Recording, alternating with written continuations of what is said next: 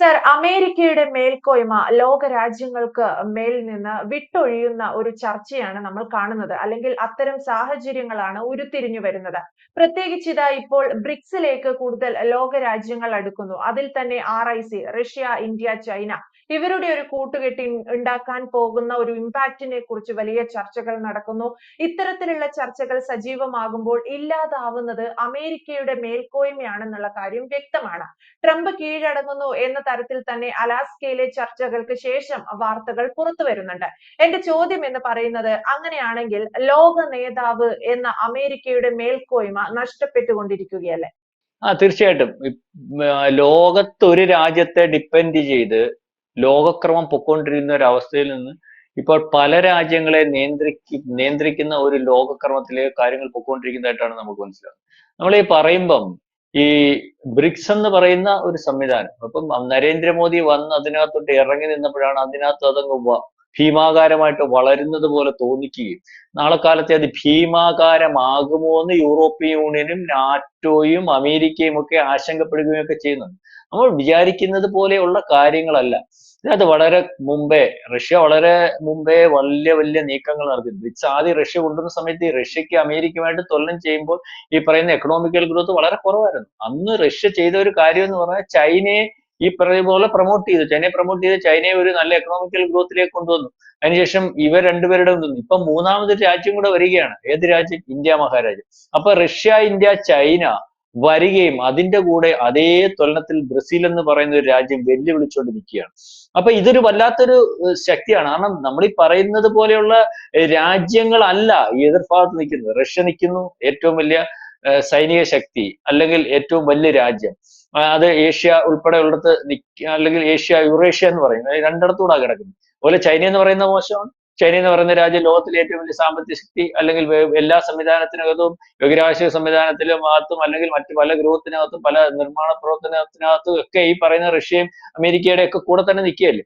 അതുകൊണ്ട് കൂടെ ഇപ്പം എക്കണോമിക്കലി ഈ പറയുന്ന 4.5 ട്രില്യനേ ഉള്ളെങ്കിൽ തന്നെ എല്ലാ മേഖലയിലും ഈ മൂന്ന് രാജ്യങ്ങൾക്കകത്ത് പരിശോധിക്കും, ബഹിരാകാശ മേഖലയിലും മറ്റ് പല മേഖലയിലും എല്ലാ മേഖലയിലും നിൽക്കുന്ന രാജ്യം ഇന്ത്യ. മറ്റ് പല രാജ്യങ്ങളിലും വ്യത്യസ്തമായിട്ട് ഒരു ഫോറിൻ പോളിസി സ്വന്തമായിട്ടുള്ള രാജ്യം. മാത്രമല്ല ആയുധത്തിന്റെ കാര്യത്തിലായിരിക്കും, സംവിധാനത്തിന്റെ കാര്യത്തിലായിരിക്കും, ഞാൻ മുമ്പേ പറഞ്ഞ ബഹിരാകാശ സംവിധാനത്തിനകത്ത് എല്ലാത്തിനകത്തും മുൻപന്തിയിലാണ്. മാറ്റി നിർത്താൻ പറ്റാത്ത നാളെ കാലത്തെ ഈ പറയുന്ന പോലെ സ്വന്തമായിട്ട് നിലപാടുള്ളതും ഏറ്റവും കൂടുതൽ ജനസംഖ്യ ഉള്ളതുമായിട്ടുള്ള രാജ്യവും അതുപോലെ സ്വന്തമായിട്ട് വിപണി ഉള്ളതുമായിട്ടുള്ള ഒരു രാജ്യം ഒരു നിലപാടെടുത്തങ്ങ് നിൽക്കുകയല്ലേ. നമ്മളിപ്പോ പറയുന്നത് പോലെ വേറെ ഏതൊരു രാജ്യത്ത് നിൽക്കാനൊക്കെ 30 ട്രില്യൺ എക്കണോമിയുള്ള ഈ പറയുന്ന അമേരിക്ക വെല്ലുവിളിച്ചപ്പോൾ 4.3 ട്രില്യൺ ഉള്ള ഇന്ത്യ പോലെയുള്ള ഒരു രാജ്യം അവിടെ നിൽക്കട്ടെ, നമ്മൾക്ക് വ്യാപാര കരാർ വേണമെങ്കിൽ നമ്മുടെ ഭാഗം വേണം, അല്ലെങ്കിൽ ഈ പറയുന്ന താരിഫ് ഞങ്ങൾ അതിജീവിച്ചോളാം എന്ന് പറയാൻ വേറെ ഏതെങ്കിലും രാജ്യത്തിന് ശാസിക്കുമോ? നമ്മൾ പറഞ്ഞതിന് ശേഷമുള്ള ചൈന പോലും പറഞ്ഞത്. അപ്പൊ ഞാനീ പറഞ്ഞു വന്നത്, ലോകക്രമത്തിനകത്ത് അലാസ്കയിൽ നടന്ന ചർച്ചയ്ക്ക് ശേഷവും നമുക്ക് പരിശോധിക്കുമ്പോൾ ലോകക്രമത്തിനകത്ത് വലിയ വ്യത്യാസമാണ്.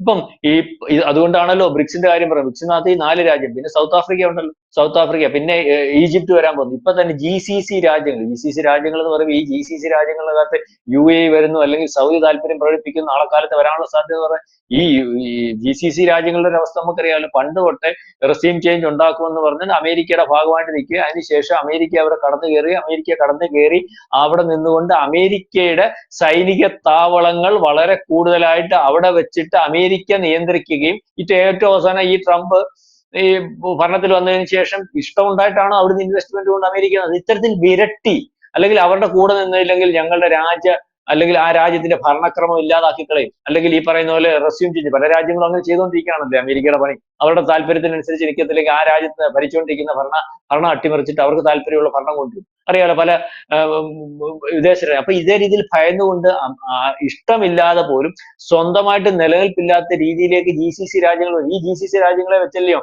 ഈ പറയുന്നത് പോലെ ഇറാനുമായിട്ടുള്ള സംഘർഷം അവർ ഓപ്പറേറ്റ് ചെയ്യുന്നത്. അപ്പം അവർക്ക് ഒരുപക്ഷെ ഇറാനുമായിട്ട് താല്പര്യം ഉണ്ടെങ്കിൽ പോലും താല്പര്യം കാണിക്കാൻ പറ്റുന്നില്ല. ഇപ്പൊ തന്നെ പാലസ്തീന്റെ വിഷയം, നമ്മൾ ഉദാഹരണത്തിന് പാലസ്തീന്റെ വിഷയം, ഹമാസിന്റെ വിഷയത്തിനകത്ത് ഈ പറയുന്ന അറേബ്യൻ രാജ്യങ്ങൾക്കുള്ള താല്പര്യം എന്ന് പറയാൻ പാലസ്തീന്റെ കൂടെ ഹമാസിന്റെ കൂടെയും ആയിരിക്കും. പക്ഷെ അമേരിക്കൻ താല്പര്യം മറ്റിടത്തായതുകൊണ്ട് നിന്നു കൊടുക്കേണ്ട ഒരു അവസ്ഥ. ആ നിലപാടിനകത്തുനിന്ന് ബ്രിക്സിന്റെ ഡെവലപ്മെന്റ്സോടുകൂടി വ്യത്യാസം വരികയാണ്, അല്ലെങ്കിൽ റഷ്യ, ഇന്ത്യ, ചൈന എന്ന് പറയുന്ന കൂട്ടുകെട്ടിനോടുകൂടി വ്യത്യാസം വരികയാണ്. അപ്പൊ ലോകക്രമത്തിനകത്ത് ഇത് മനസ്സിലാക്കിയാണ് അമേരിക്ക, വളരെ കൃത്യമായിട്ട് മനസ്സിലാക്കിയാണ് അമേരിക്ക നിൽക്കുന്നത്. അമേരിക്ക അതിനുവേണ്ടിയുള്ള ഗിമിക്കുകളാണ് കളിച്ചു നോക്കിയത്. കാരണം നമ്മളങ്ങോട്ട് ഇറങ്ങിയപ്പോൾ ട്രംപ് ആദ്യമേ പറഞ്ഞു ബ്രിക്സിനെ ഞാൻ തകർത്തു കളയും, അല്ലെങ്കിൽ ബ്രിക്സിന് പ്രത്യേകം ഒരു കറൻസി ഉണ്ടാവും എന്ന് പറഞ്ഞപ്പോൾ അത് ഞാൻ ഒരിക്കലും അനുവദിക്കത്തില്ല. ഇതിന്റെ കാര്യം എന്ന് പറഞ്ഞാൽ യൂറോപ്യൻ രാജ്യങ്ങളുടെയും നാറ്റോ രാജ്യങ്ങളുടെയും ഒരു മേൽക്കോയ്മ അവരുടെ കയ്യിൽ നിന്ന് ലോകക്രമത്തെ പോകുന്ന ഒരവസ്ഥ. നാളെ കാലത്തെ ഈ പറയുന്ന പോലെ സ്വന്തമായ നിലപാടുള്ളവരും നിലനിൽപ്പുള്ളവരും ഈ മൂന്ന് രാജ്യങ്ങളോട് ഒന്നിച്ചു നിന്നാൽ, ആ RIC ഒന്നിച്ചു നിന്നാൽ, അല്ലെങ്കിൽ ബ്രിക്സ് എന്ന് പറയുന്നതിന് ഒരു പ്രൊമോഷൻ വന്നാൽ, ഇത്തരത്തിൽ നിലപാടും എടുത്ത് അവരുടെ കാര്യങ്ങൾ വിജയിച്ചു പോകുന്ന ഒരവസ്ഥയും കൂടുതൽ രാജ്യങ്ങൾ വരുന്നയൊക്കെ അവസ്ഥ വന്നാൽ ഈ പറയുന്ന അമേരിക്ക എന്ന് പറയുന്ന രാജ്യത്തിന്റെ അകത്ത് നിന്ന് ഈ പറയുന്ന ഇപ്പം നിൽക്കുന്ന നിലപാടിന് വ്യത്യാസം വരുത്തി സ്വന്തം നിലപാടെടുത്ത് പോകുന്ന GCC രാജ്യങ്ങൾ ഉൾപ്പെടെയുള്ളവർ നാളെ കാലത്തെ ആ രീതിയിലേക്ക് ഉരുത്തിരിഞ്ഞു വരാൻ സാധ്യതയുണ്ട്. കാരണം സ്വന്തമായിട്ട് ആ രാജ്യത്തിന്റെ താല്പര്യം വേറൊരാളുടെ താല്പര്യത്തിനോ തിട്ടൂരത്തിനോ നിന്ന് പോകുന്ന ഒരവസ്ഥയിൽ ഇപ്പൊ പല GCC അർമേനിയ ഉൾപ്പെടെയുള്ള രാജ്യങ്ങൾ ഇന്ത്യയിൽ നിന്ന് ആയുധം മേടിക്കുന്നില്ല. നേരത്തെ മേടിക്കാൻ അല്ലെങ്കിൽ ധൈര്യപ്പെടുമായിരുന്നു. അപ്പൊ കുറച്ച് അപ്പൊ ഇത് ലോകക്രമത്തിനകത്ത് ഒരു 4 രാജ്യം നട്ടലോട് കൂടി നിന്നപ്പോൾ US കൈവിടുന്ന അല്ലെങ്കിൽ കൈവിടുന്ന GCC രാജ്യങ്ങൾ ഉൾപ്പെടെയുള്ളതാണെന്നാണ് ഇത്. അതുകൊണ്ടാണ് ഈ അമേരിക്ക കിടന്ന് മസിൽ പിടിക്കുകയും അല്ലെങ്കിൽ വിരട്ടുകയും മസിൽ പെരുപ്പിച്ച് കാണിക്കുകയും ഒക്കെ ചെയ്യുന്നത്. കാരണം അവർക്ക് മനസ്സിലായി കയ്യിൽ നിന്ന് പോകുന്നു. അപ്പൊ ഇപ്പൊ തന്നെ വിരട്ടി കണക്ക് എവിടെയെങ്കിലും വിരട്ട് നിന്നോ? നമ്മൾ കയറി ഒരു നിപ്പങ്ങ് നിന്ന് കഴിഞ്ഞപ്പോൾ അമേരിക്ക അവിടെ പെട്ടു. ഇപ്പൊ തന്നെ താരിഫ് കുറച്ചു തരാമെന്ന് പറയുന്നു, അല്ലെങ്കിൽ അവിടുത്തെ പ്രതിസന്ധിക്കകത്ത് അതിജീവിക്കാൻ വേറെ മാർഗങ്ങൾ സ്വീകരിക്കുന്നു. ഇത് വന്നപ്പോ തന്നെ നമ്മൾ ഈ നിലപാടെടുത്തപ്പോൾ അമേരിക്കയുടെ ഭാഗമായിട്ട് നിന്ന് യൂറോപ്യൻ കൺട്രിക്കകത്ത് ഭിന്നത വന്നില്ലേ? ഇപ്പൊ സ്പെയിൻ പോലെയുള്ള, സ്പെയിനാണെന്ന് തോന്നുന്നു, അല്ലെങ്കിൽ തെറ്റിയിട്ടുണ്ടെങ്കിൽ ക്ഷമിക്കണം, ആണല്ലോ രാജ്യം ഇപ്പം F-35 മേടിക്കുന്നതിനെ പറ്റി യൂറോപ്യൻ രാജ്യങ്ങൾക്ക് അകത്ത് പ്രശ്നമുണ്ടോ അറിയാമോ? അപ്പം അവരുടെ ചേരിക്കകത്ത് തന്നെ പ്രശ്നം ഉണ്ടാകുന്നു. കാരണം ഈ ഫ്രാൻസ് ഒക്കെ നമ്മുടെ ഭാഗമായിട്ട് നിൽക്കുന്നത് യൂറോപ്യൻ കൺട്രീസ് ആണല്ലോ.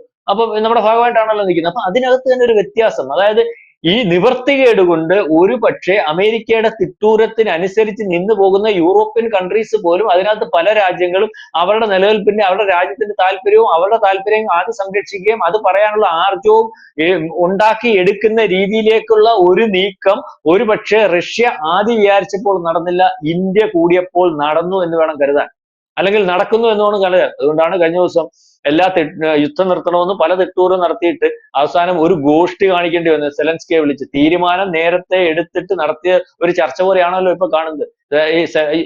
സെലൻസ്കി അല്ല, പുടിനെ വിളിച്ചിട്ട് പുടിൻ പുടിനാണല്ലോ സംസാരിച്ചത്. ആദ്യം പുടിൻ പറഞ്ഞ കാര്യങ്ങളാണല്ലോ എല്ലാം തീരുമാനിക്കും. ഇപ്പൊ പുടിൻ പറഞ്ഞ കാര്യങ്ങൾ അങ്ങ് തീരുമാനമാക്കിയ യുദ്ധം നിർത്തുന്നതിന് വേണ്ടി ഇന്നൊരു പക്ഷേ യുക്രൈൻ പ്രസിഡന്റ് അല്ലെങ്കിൽ സെലൻസ്കി അല്ലേ, അദ്ദേഹത്തെ വിളിച്ചിട്ടുണ്ടല്ലോ. അപ്പൊ അതിന് മുമ്പേ തന്നെ അദ്ദേഹം ഇപ്പൊ തന്നെ പറഞ്ഞിട്ടുണ്ട് നാറ്റോയ്ക്കകത്ത് അംഗത്വം കൊടുക്കുന്ന ഒരു അവസ്ഥയിലെന്ന്. അപ്പൊ ഈ രീതിയിലേക്കുള്ള ഒരു കാര്യങ്ങൾ, അതായത് ലോകക്രമത്തിനകത്ത് രാജ്യങ്ങൾ അല്ലെങ്കിൽ ഒരു രാജ്യം നിയന്ത്രിച്ചുകൊണ്ടിരുന്ന സംവിധാനം ഇപ്പം പല രാജ്യങ്ങൾ അല്ലെങ്കിൽ ഒരു 3-4 രാജ്യങ്ങളെയൊക്കെ ഡിപ്പെൻഡ് ചെയ്ത് അതിനകത്ത് വ്യത്യാസം വരുത്തി, അല്ലെങ്കിൽ ജിയോ പൊളിറ്റിക്സിലാക്കുള്ള ഒരു വലിയ വ്യത്യാസത്തിലേക്ക് കാര്യങ്ങൾ പോകുന്നു. അതായത് വളരെ കാലങ്ങളായിട്ട്, ഒരുപക്ഷെ പതിറ്റാണ്ടുകളായിട്ട് ഉണ്ടായിരുന്ന ഒരു സംവിധാനം, അല്ലെങ്കിൽ ലോക രാജാവ് എന്ന് വിചാരിച്ചിരുന്ന അമേരിക്ക ഒരുപക്ഷെ അവരുടെ നാറ്റോയ്ക്കകത്തും യൂറോപ്പിനകത്തും ഇപ്പൊ ഇതെന്ന് പറഞ്ഞാൽ ഈ പറയുന്ന ഏഷ്യൻ രാജ്യത്തിനകത്ത് വരുന്നു, അതിന്റെ മുമ്പിൽ കീഴ്പ്പെടുകയും അതിന്റെ കെയർ ഓഫിൽ ഒരു വലിയ വലിപ്പത്തിൽ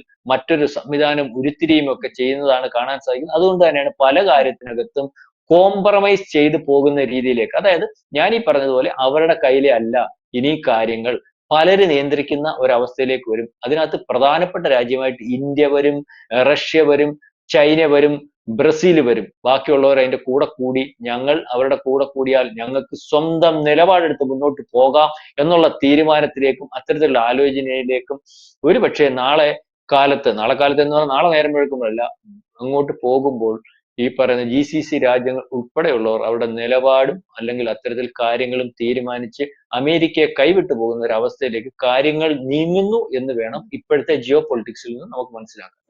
പ്രശാന്ത് സാർ സൂചിപ്പിച്ചതുപോലെ ലോകക്രമത്തിന് മേൽ നിന്ന് പതിവിന് വിപരീതമായി അമേരിക്കയുടെ ഒരു മേൽക്കോയ്മ നഷ്ടപ്പെട്ടുകൊണ്ടിരിക്കുകയാണ്. ഒപ്പം ബ്രിക്സിലേക്ക് കൂടുതൽ രാജ്യങ്ങൾ അടുക്കുന്നു എന്നുള്ളതും നാറ്റോ രാജ്യങ്ങൾക്ക് മേൽ തിരിച്ചടി കൂടിയാണ്. അത് അമേരിക്കയ്ക്ക് അല്ലെങ്കിൽ ട്രംപിനാണ് ഏറ്റവും വലിയ തിരിച്ചടി എന്നതും വ്യക്തമാണ്. Thank you Prashant sir.